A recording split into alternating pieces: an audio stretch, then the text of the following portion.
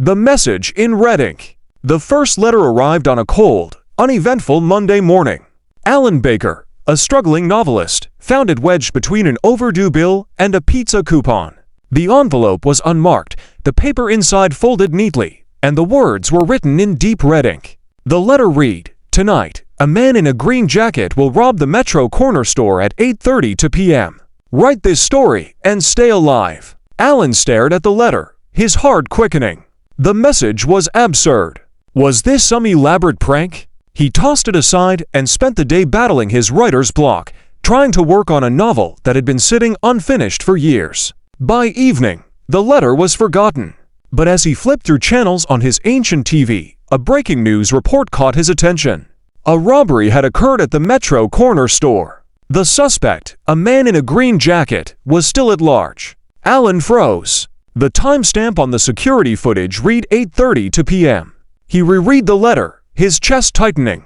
Coincidence, he thought. It had to be. But as the hours ticked by, the unease gnawed at him. When he finally fell asleep, the letter sat on his desk, staring back at him. The second letter arrived 2 days later. "Tomorrow, a woman will crash her car into a lamppost on Pine Street at 5:45 p.m. Write this story and stay alive." Alan's pulse quickened. He crumpled the letter and shoved it into the trash, but the time and place burned into his mind. The next day, he avoided Pine Street entirely, pretending the message didn't exist. That evening, the local news confirmed what he had feared: a woman had crashed into a lamppost at exactly 5:45 p.m.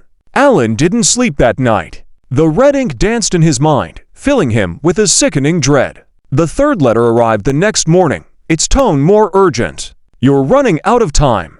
Write the stories, or your name will be next." Panic set in. Alan spread the letters across his desk, their demands suffocating him.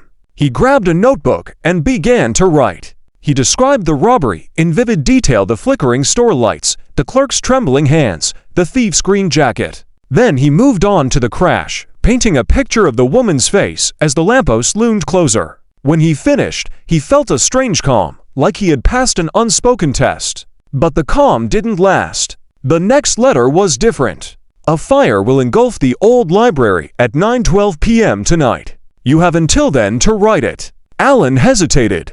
The library was only a few blocks away, a place he often visited. He wanted to warn someone, but who would believe him?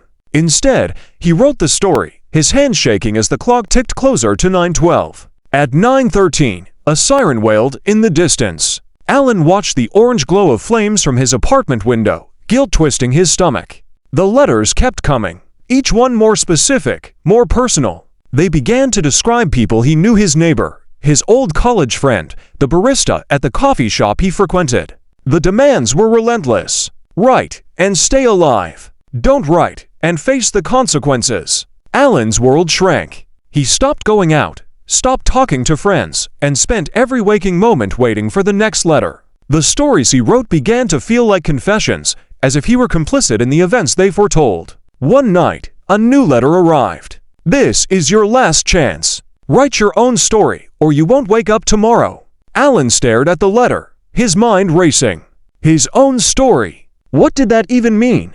Desperation took over, and he began to write about his life: the failed relationships, the unfinished novel, the letters that had turned his existence into a nightmare. As the sun rose, Alan's desk was covered in pages, his handwriting frantic and uneven. He slumped back in his chair, exhausted but alive. The letters stopped after that. Weeks passed, and Alan began to believe it was over. But every time he sat down to write, the red ink haunted him, a reminder of the stories he never wanted to tell. And then, one quiet morning, he found a blank piece of paper on his desk, along with a pen filled with red ink.